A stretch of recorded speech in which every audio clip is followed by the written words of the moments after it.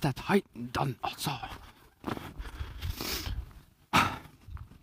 So, Sie sind alle gut auf der Erde. Wir gucken mal, was da bei der Werbeagentur geht.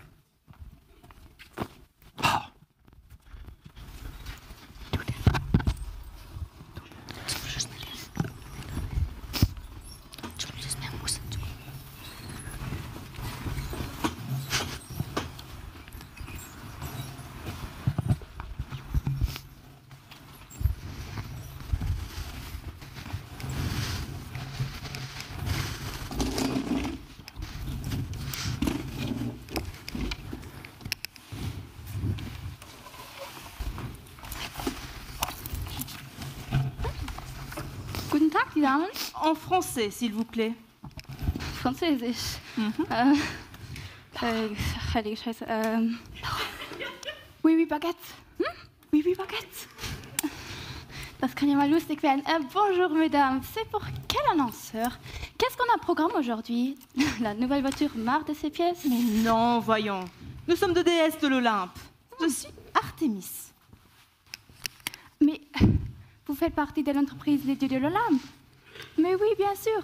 Ok, attendez. Alors, pouvez-vous brièvement vous présenter pour que nous puissions déterminer quels éléments seraient importants pour notre... enfin, votre campagne publicitaire? Je suis Artémis, fille de Zeus et de Leto, et sœur jumelle d'Apollon. Je suis la déesse de la nature et de la chasse, ainsi que la patronne des animaux sauvages. Mon père, Zeus, m'a donné des compétences de chasseresse, et je suis également la protectrice de la virginité des jeunes filles. Vous notez, hein? Enfin, bref. Je suis venue présenter l'histoire de mon meilleur ami Orion qui nous a, comment dire, tragiquement, quittés lors d'une partie de chasse. Je pense que c'est une belle scène qui met en valeur mes talents. Voilà pourquoi j'ai amené ma collègue, la belle et douce Aphrodite, afin qu'elle endosse son rôle, ce cher Orion n'étant plus parmi nous. Aphrodite, c'est celle qui a déclenché la guerre de Troie, non? Tu vois, c'est malin d'avoir choisi le premier épisode de la guerre de Troie pour nous revaloriser. Ça donne une mauvaise image de moi. Alors là, j'en reviens pas de tant de mauvaise foi. Mais c'est toi qui as parlé d'utiliser cette scène. Ah oui? Oui. Ah bon? Oui. Tu es sûr? Oui. Bon, très bien. Mais c'est vrai qu'on a changé d'époque et donc depuis je me suis renseignée et la guerre, l'héroïsme guerrier, c'est plus très bien vu. Il paraît même que les gens ne veulent plus aller se battre. Quoi? Je sais, c'est lamentable, mais c'est ce que je viens d'apprendre. Et puis, tu as vu la réaction de ces humains. Mais bon, de toute façon, ce n'est pas moi la responsable de cette guerre, c'est son père, à elle, Zeus, et Paris, un humain, un des vôtres. Oui, en effet, la guerre de Troie, c'est Paris. Hein.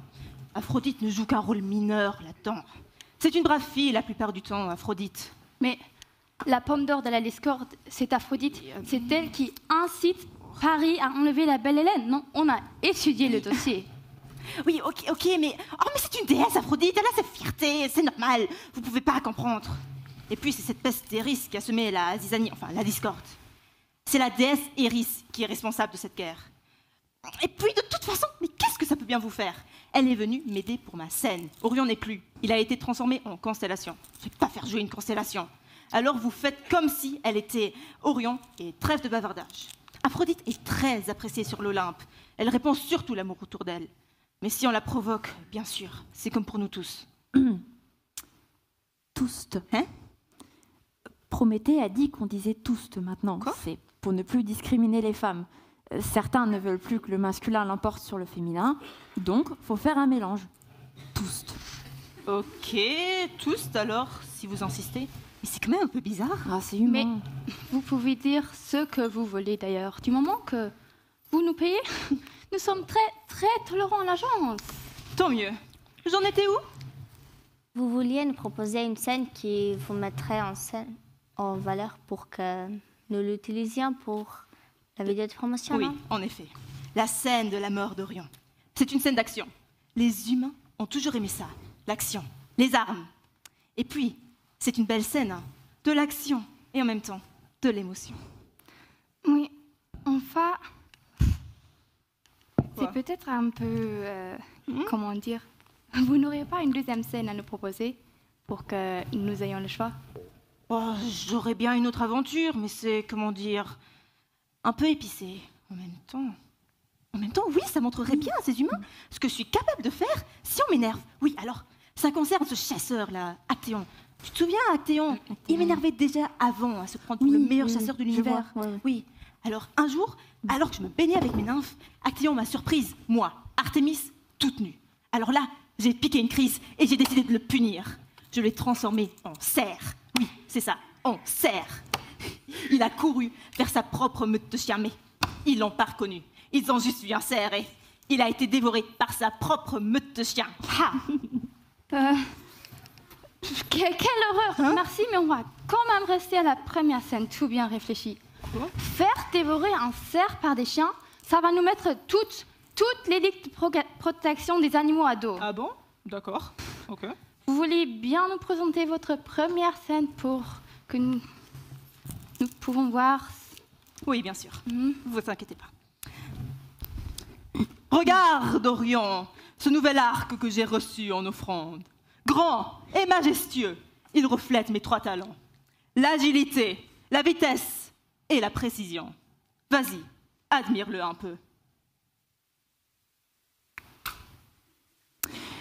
Alors, oui, enfin bon, je ne vois qu'un bout de bois courbé attaché à une ficelle. Aphrodite! Oui? T'es censé être Orion, tu te souviens? Oui. Lui, il aurait adoré cet arc. Pardon. Il se serait extasié. Ouais, je recommence. Oui. Oh, mais que tu as raison! C'est un véritable chef-d'œuvre! Quelle belle arme! Que dirais-tu d'une belle partie de chasse afin d'inaugurer cette nouvelle arc? Il y a beaucoup de beaux gibiers dans cette forêt. Hélas, j'ai d'autres minotaures à fouetter. Remettons ça plus tard. Au revoir. Mais comment ose-t-il me refuser une partie de chasse? Enfin, ce n'est pas grave. Voyons voir. Quelle bête mérite mon attention? Oh, mais que vois-je au loin? Oh, mais quelle belle, majestueuse bête qui mérite d'être ornée par mon tableau de chasse. Ah! Je meurs! Oh, la boulette! Mais ce n'est pas une bête majestueuse, mais c'est Orion! C'est mon meilleur ami Orion! Que je suis une bonne tireuse, hein. Je ne rate vraiment aucune cible. En même temps, qui a bien pu me tendre un piège afin que je confonde mon ami avec un animal?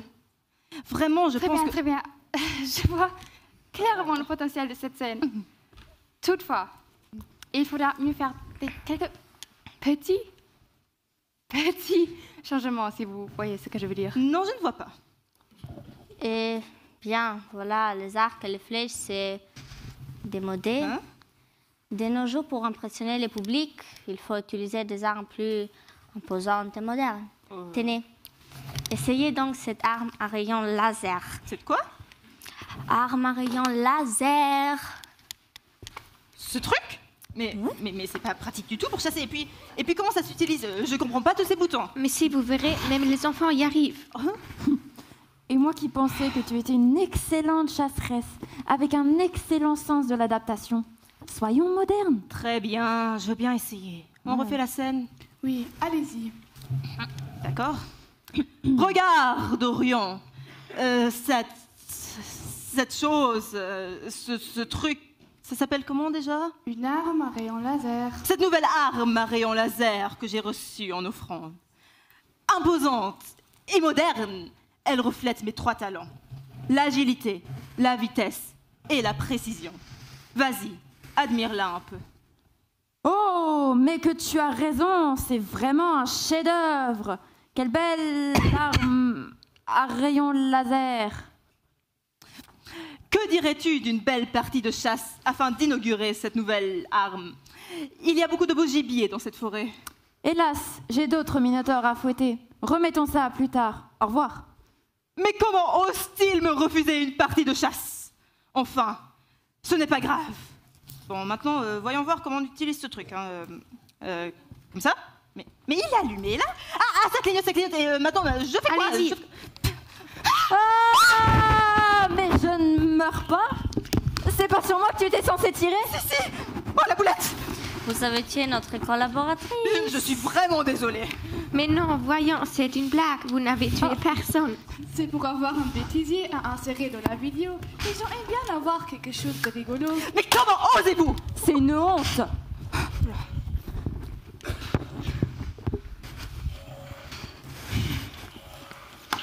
Athene ist im Kasten. Ach, schaut, es ist schon 12 Uhr. Die gehen es bestimmt essen und wir müssen wieder weiterarbeiten. Wundert das dich?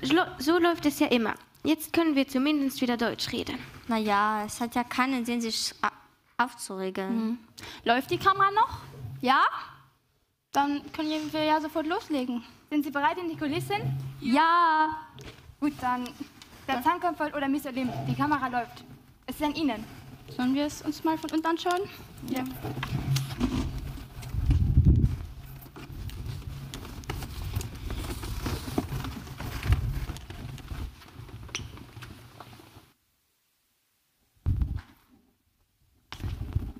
Was für eine tolle Hochzeit! Und alle Götter des Olymps sind hier versammelt. Wie idyllisch! Nein, nein. Nicht alle. Eris haben sie nicht eingeladen. Oh, warum? Das ist, naja, sehr beleidigend. Ja, aber sie ist die Göttin der Zwietracht und des Streites. Da hatten sie halt Angst um ein schönes Fest. Tut man trotzdem nicht. Also ich wäre beleidigt. Was ist das für ein glänzender Apfel, der unsere Blicke fesselt? Ja, genau. Was soll das Obst hier auf einmal? Für die Schönste. Es ist kein normales Obst. Es ist ein Geschenk. Eris reicht ihn uns. Er soll die Schönste unter uns ehren. Ah, die Schönste, sagst du? Nun, es ist offensichtlich, dass ich das bin. Die Göttin und die Königin des Olymps und der Ehe. Wer könnte schon schöner sein? Also gib her, der Apfel gehört mir. Kusch, kusch, kusch.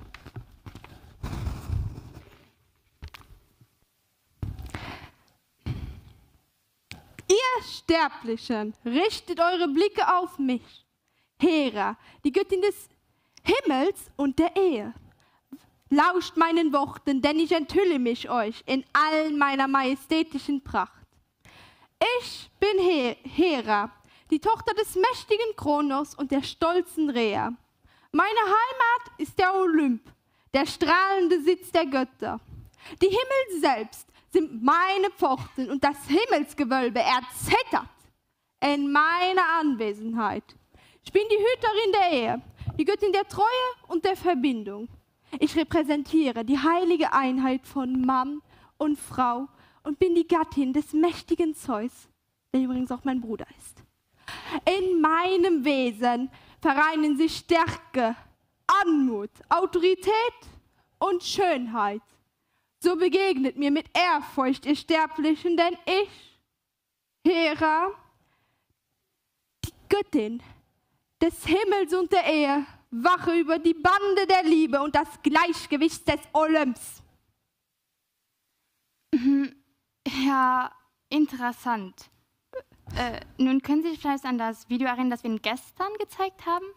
Wir wollen eigentlich die Jugend ansprechen und gerade tun die das nicht.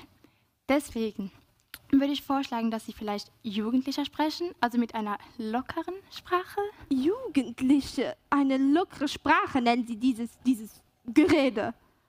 So, na dann versuchen wir es mal. Hallo, ihr Sterblichen, hier spricht Hera, die Göttin des Himmels und der Ehe, die Original-Hochzeitsplanerin, wenn man so will. Ha. Hey guys, ha. Der Obermacker, mein Bro übrigens, der Chef, der Zeus.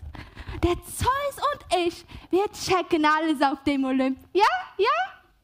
Ist es das, was Sie wollen? Ja? Das ist gut, weiter so. Nein.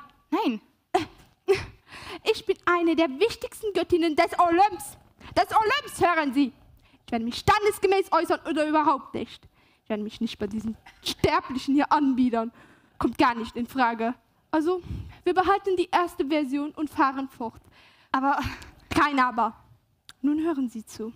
Wir behalten die erste Version und fahren fort. Ha? Athena, an dir! Ja, aber nein. Dieser Apfel kann nur mir gehören. Schönheit ist vergänglich, Aphrodite und die Ehe. sowieso. Weisheit und strategischer Verstand sind die wahren Qualitäten, die eine Göttin auszeichnen und ihre Schönheit ausmachen. Ich bin Athena, die Tochter des mächtigen Zeus. Bevor er Hera heiratete, liebte er meine Mutter Metis, die Göttin der Gedanken. Und sie wurde bald mit mir schwanger. Da ging Zeus zum Orakel von Delphi. Dieses prophezeite ihm, dass, wenn er einen Sohn bekomme, dieser ihn stürzen werde. Also riss er abends im Bett seinen Mund weit auf und verschlang Metis, meine Mutter, während sie schlief. Da sie eine Göttin war, überlebte sie es jedoch. Zeus bekam Jahrhunderte später mächtige Kopfschmerzen. Da bat er seinen zweiten Sohn Hephaistos: Hephaistos, ich habe schreckliche Kopfschmerzen, schlage meinen Kopf auf und sieh nach, warum. Er tat dies und da sprang ich heraus, mit Rüstung, mit Helm und Schild. Warum ich die Rüstung habe, woher ich die Rüstung habe, weiß ich selber nicht genau. Aber da ich, Athene, seine erste Tochter und nicht sein erstgeborener Sohn war, freundete er sich schnell mit mir an. Ich würde ihn ja nicht stürzen wollen. Aber nun bin ich hier und denke, dass ich so wunderbar bin, dass der Apfel nur mir gehören kann. Schluss mit dem Zauber, das ist mein Apfel. Bin ich die Göttin der Schönheit und der Liebe oder nicht? Ja, die Schönste bin ich. Ohne Zweifel. Nun gib mir diesen Apfel und wir reden nicht mehr davon. Und überhaupt, ich war geboren, bevor von euch beiden überhaupt die Rede war. Manche glauben, ich sei die Tochter des Zeus. Das ist totaler Unsinn. Andere behaupten, ich sei aus einer Muschel geboren. Nein, ich bin aus dem Schaum des Meeres geboren. Dieser Schaum war aber kein normaler Schaum. Er bestand nämlich aus dem Blut und dem Samen des Uranus. Sein Sohn, der Titan Kronos, hat ihm auf Rat seiner Mutter Gaia die Geschlechtsorgane mit einer Sichel abgeschnitten und sie dann ins Meer geworfen. Ich bin aus dem Samenschaum des Uranus geboren. Und als Göttin der Schönheit und der Liebe ist dieser Apfel für mich bestimmt. Nein, halt. Was denn jetzt noch? Gib mir den Apfel her. Der kann nur mir gehören. Das ist mein Apfel. Halt, stopp! Wisst ihr was? Wir fragen einfach den Zeus, wem dieser Apfel geschenkt wurde. Er soll die Entscheidung treffen. Entschuldigt mich. Zeus, mein lieber Gatte, deine Meinung ist gefragt. Wo steckt ihr denn wieder? Bei einer anderen Frau. Halt die Fresse. So. Zeus! Zeus! Zeus! Ist ja schon gut, ich bin ja da. Was ist los? Wir brauchen deine Hilfe, also gib den Apfel. Deine Weisheit. Dieser Apfel wurde uns zugeworfen. Er ist ein Geschenk von Eris. Er soll die Schönste ehren. Ich glaube, er ist für mich bestimmt. Athena denkt, er soll ihr gehören. Und Aphrodite meint, er sei für sie. Also nimm du die Entscheidung und sag uns, wem dieser Apfel gehört. Vergiss nicht, wir sehen uns heute Abend noch. Hä? Nein. Das ist absolut keine Entscheidung, die ich nehmen kann. Und das will ich auch gar nicht, das würde mir nur Ärger einbringen. Aber wen könnte man denn dann fragen? Ich weiß. Paris könnt ihr fragen. Paris, den Sohn des trojanischen Königs. Paris, wo bist du? Wo kann man den finden? Mein lieber Gatte, soll ich dich daran erinnern, dass wir mit einer Gruppe Götter hier sind und kein Mensch dabei ist? Ach, richtig, das hatte ich ja vergessen. Aber haben wir nicht Hestia und Aurora mitgenommen?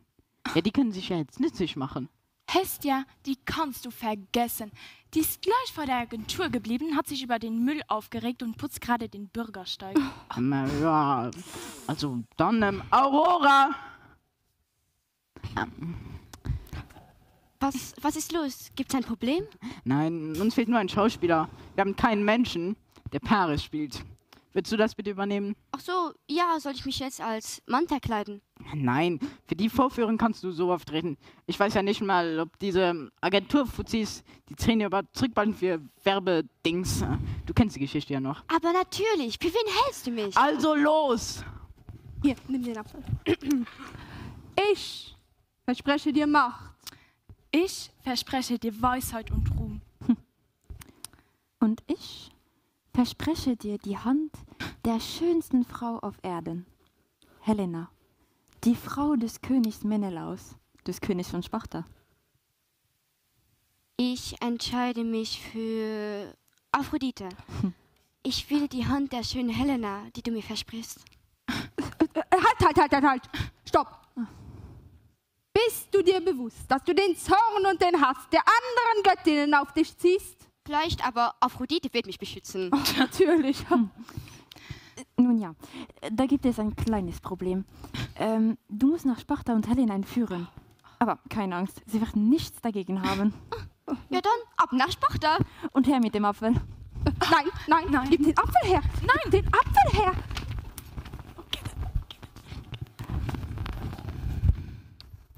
Jetzt haben wir alle diese Götterszenen. Was hältst du davon? Müssen wir nicht noch irgendwie auf irgendeine magische Weise die Menschheit einbringen? Keine Ahnung. Ich glaube, wir könnten... Wir könnten eine Verbindung zwischen Marie Antoinette, der letzten Königin von Frankreich, und den olympischen Göttern darstellen. Ich glaube, das würde gut bei den Leuten ankommen. Abgesehen davon. Ja, warte mal. Wenn ich so darüber nachdenke, sie lebte wie eine Göttin, Prunk, Macht und unendlicher Luxus. Versailles war ihr Olymp. Stell dir vor, Marie Antoinette als eine moderne Ikarus-Figur. Zuerst lebte sie wie eine Göttin. Exzessiv, verschwenderisch. Und dann kommt die Revolution wie eine göttliche Strafe. Und ihre Flucht aus Versailles, das war doch wie eine antike Tragödie. Sie versuchte, dem Zorn des Volkes zu entkommen. Genauso wie die sterblichen Helden versuchten, dem Zorn der Götter zu entkommen. Und dann der Moment der Verurteilung. Marie Antoinette, die einst wie eine Göttin verehrt wurde, wird gestürzt. Olympus meets Versailles. Mythologie trifft Geschichte. Dekadenz trifft Tragödie. Die Leute lieben diesen Mix aus Mythologie und Geschichte. Wenn wir ihnen zeigen können, dass der göttliche Lifestyle nie aus der Mode kommt, dann haben wir einen starken Werbeansatz. Lass uns das pitchen.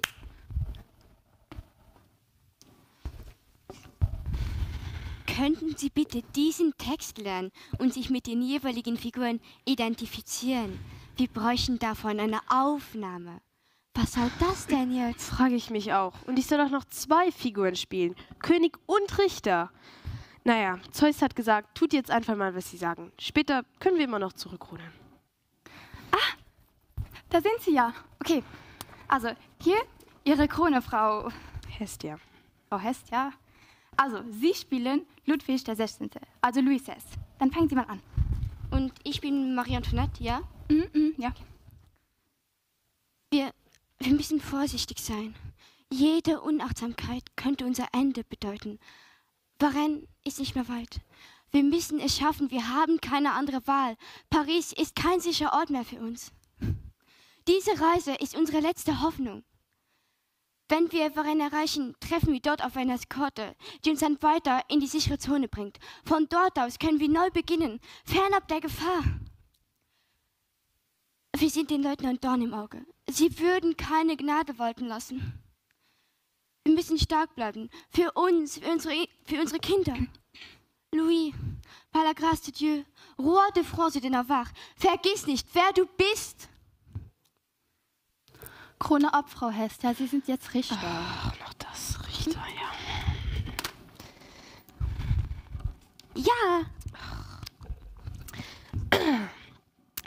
Marie Antoinette, man beschuldigt Sie der Verschwendung des Staatsvermögens und der heimlichen Absprache und Korrespondenz mit dem Feind.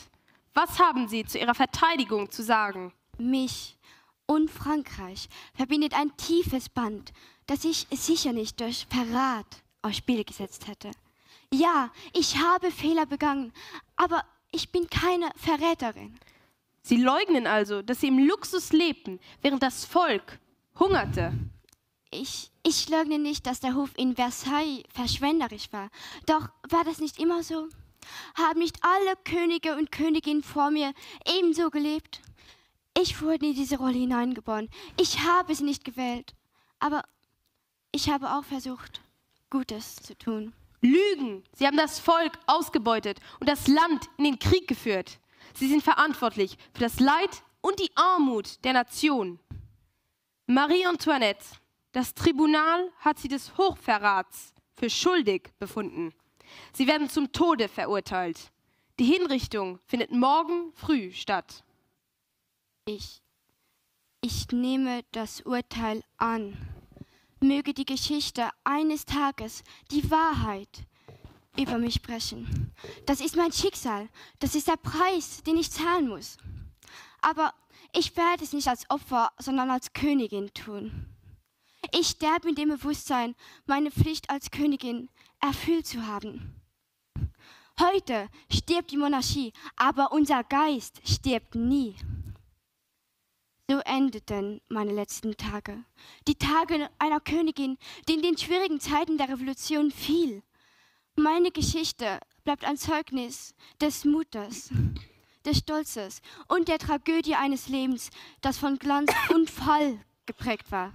Ja, Glanz und Fall. Wie das Schicksal der griechischen Götter. Wie mein Schicksal. Wie unser aller Schicksal hier auf dem Olymp.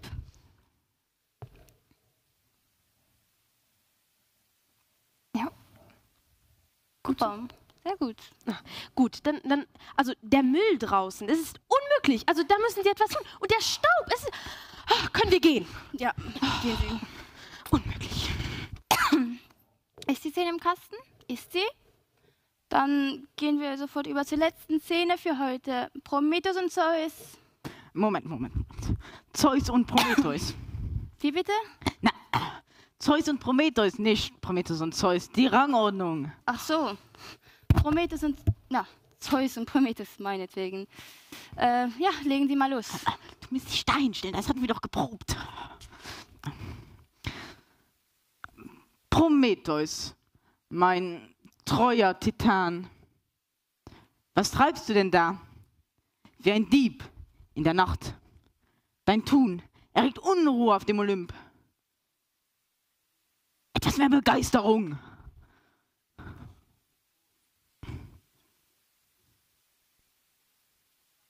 Ein wenig Feuer könnte den Menschen ganz nützlich sein. Feuer? Du wagst es, das Element der Götter den Sterblichen zu schenken. Ja, bist du denn von Sinnen? Nur ein kleines Geschenk. Ein Geschenk? Du spielst mit den Elementen, als wären es Kindergeburtstagsgeschenke. Du solltest besser nicht so leichtfertig handeln. Aber Zeus, die Menschen könnten doch so viel damit anfangen. Sie könnten kochen oder sich aufwärmen oder sie könnten sogar ein Lagerfeuer mit Marshmallows machen. Marshmallows? Wie witzig. Prometheus, du verstehst nicht, was du da angerichtet hast. Das Feuer ist Prometheus! Das Feuer ist mächtig. Es könnte Unheil bringen. Oh, Zeus, ein wenig Humor. Du könntest etwas Ablenkung vertragen. Ablenkung? Ablenkung? Vielleicht könntest du dir etwas Ablenkung auf dem Kaukasusfelsen vorstellen, während der Adler vorbeischaut. Prometheus, du magst vielleicht denken, du bringst die Sterblichen voran, aber du musst die Konsequenzen deiner Taten bedenken. Sei gewarnt, dass du dich nicht allzu hoch aufspielst, denn selbst die Titanen haben ihre Grenzen. Deine Scherze können auch das Ende der Götter bedeuten. Du nimmst immer alles viel zu ernst. Ein wenig Feuer sorgt doch höchstens für Unterhaltung. Du magst zwar ein Unterhalter sein, aber vergiss nicht, dass auch ich meine Pflichten als oberster Gott habe. Du musst die Konsequenzen deiner Handlungen tragen. Was für Konsequenzen könnten denn schon auf mich zukommen? Nun, mein lieber Freund, bedenke, dass die Götter manchmal eigenwillig in ihrer Bestrafung sind. Ich habe da schon etwas im Sinn. Eine Strafe? Also, wie wär's denn damit? Du wirst zum offiziellen Olymp-Komiker ernannt.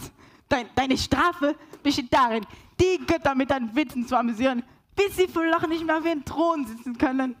Ja, warte mal. Ja, ein Komiker der Götter. Das könnte mir doch sogar gefallen. Ja, das ist der Preis für deine kleine Feueraktion. Du sagtest ja, ich sei viel... Also bei euch Göttern hier oben funktioniert da auch gar nichts. Nerv nicht. Du sagst ja, ich sei viel zu ernst. Möge dein Humor uns alle erleuchten. Ja, nun gut, genug der Scherze. Oh ja, natürlich. Prometheus, deine Strafe ist, dass du an den Felsen des Kaukasus gebunden wirst. Ein Ader wird kommen, um deine Leber zu verspeisen, Tag für Tag, bis ans Ende der Zeit. Was? Das ist ja eine grausame Strafe Die Götter für meine Leber. sind nicht für ihre Milde bekannt. Du hast den Lauf der Dinge gestört und das muss bestraft werden. Das war's.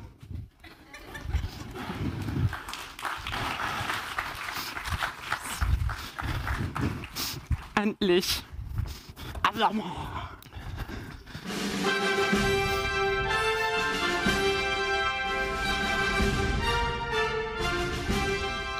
Epische Abenteuer und Kämpfe, die Macht der Liebe, das Licht der Weisheit, die Kraft der Natur.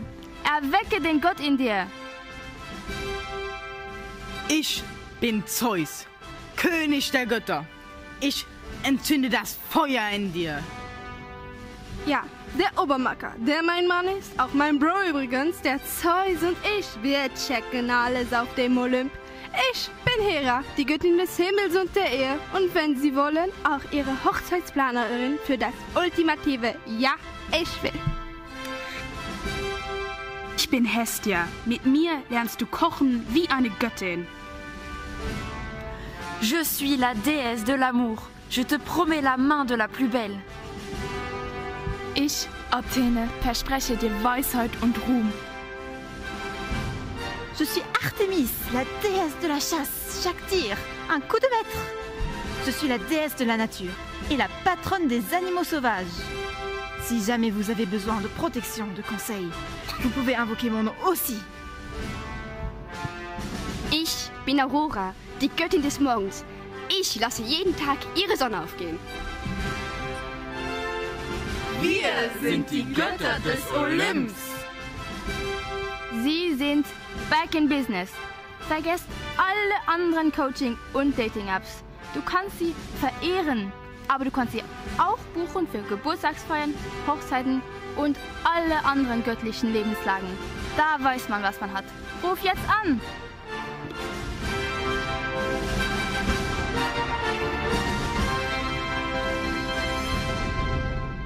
Was? Das ist unser Werbespot. Was ist das für ein doofer Zusammenschnitt? Also, das ist ja schrecklich. Ich will zurück auf den Olymp. Diese Menschen können mich mal. Das hat uns Prometheus angebrockt. Aber das werden wir ihm heimzahlen. Das ist ja zum Fremdschämen. Ab nach Hause. Dieser Staub macht mich fertig. Schnell nach Hause.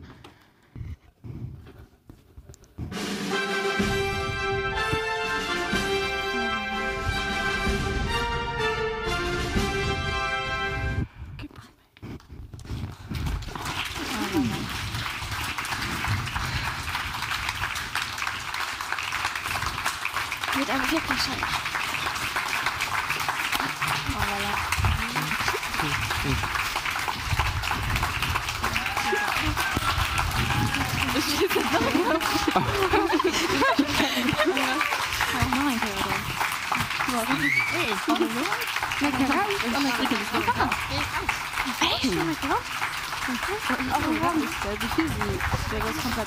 Ja, eben, wie viel sie aufhalten und klappen. Ja, danke. Geht der.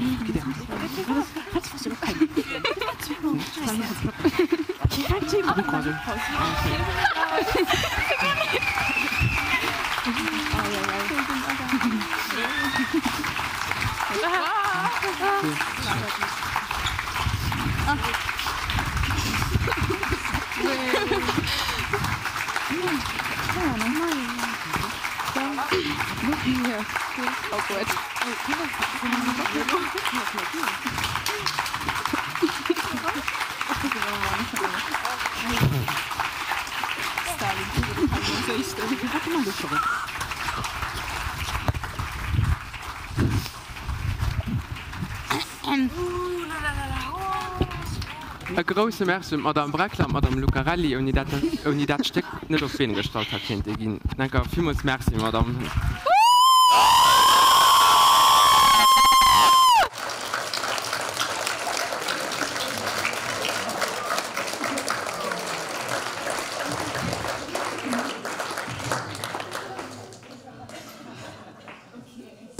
Wir sind auf den olympischen Aventuren hoch. Du könntest noch etwas direkt oder etwas sehen.